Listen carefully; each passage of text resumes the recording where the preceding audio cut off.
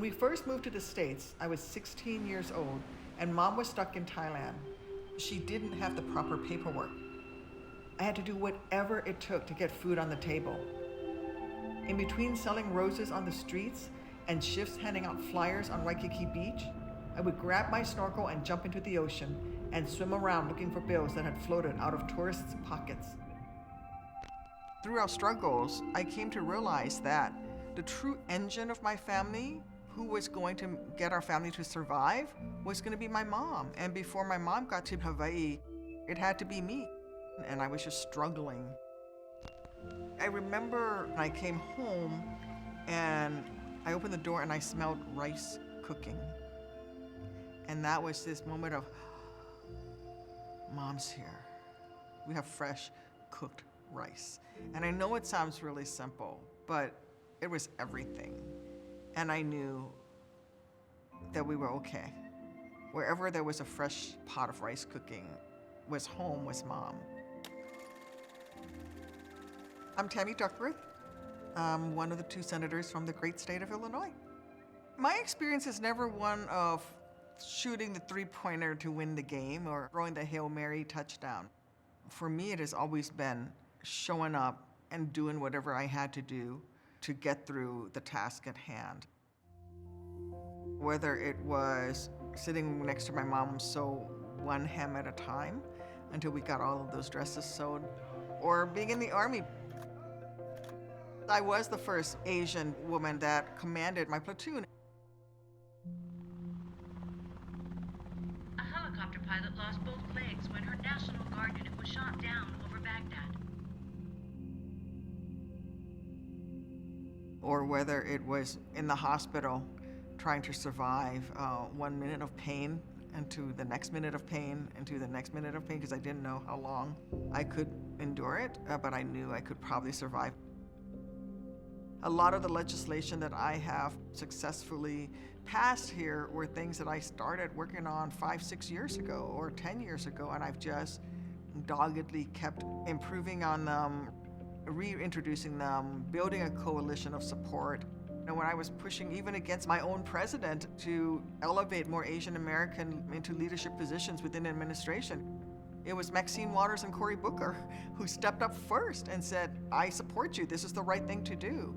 I learned a lot about allies, and I also had to learn how to be an ally. It's always a process. It's not giving up and just continuing to build on the work that you've already done and finding the path forward. Not taking that no for an answer and just keep trying. When I was a child growing up, I was, in many ways embarrassed of my Asian identity when I was surrounded by my Caucasian friends. I wanted to be American, and American to me was blonde guys that played football. I would be, embarrassed by my rice and my fermented fish paste and, all the really yummy stuff. And so I would hide that. Like, that was not good. So what I would say to folks is that your Asian identity, your Asian culture, your Asianness is just as important and just as valid as everything else. For me, it's about not belittling our own culture, but then also not accepting the criticisms, the critiques that people use to imply that being Asian is lesser than. Just reject that. Don't accept the insult the way it's intended. Your language skills, your cultural identity, your understanding is what's going to make America stronger.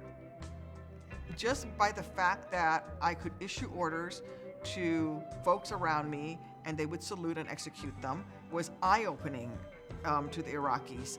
They were like, oh my gosh, this is America. Diversity and representation makes a difference.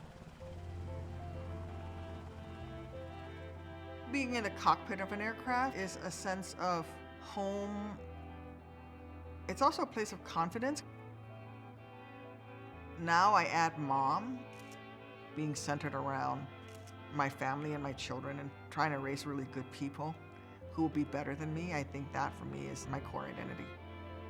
My mother's parents literally walked out of China for Thailand to escape communism. My mom said the Chinese term for Thailand was really the golden land, the land of the free.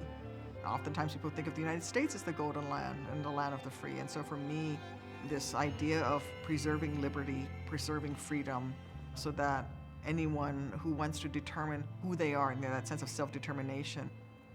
It's why I was willing to die, to defend our Constitution, because I truly believe that it's that valuable, it's that precious.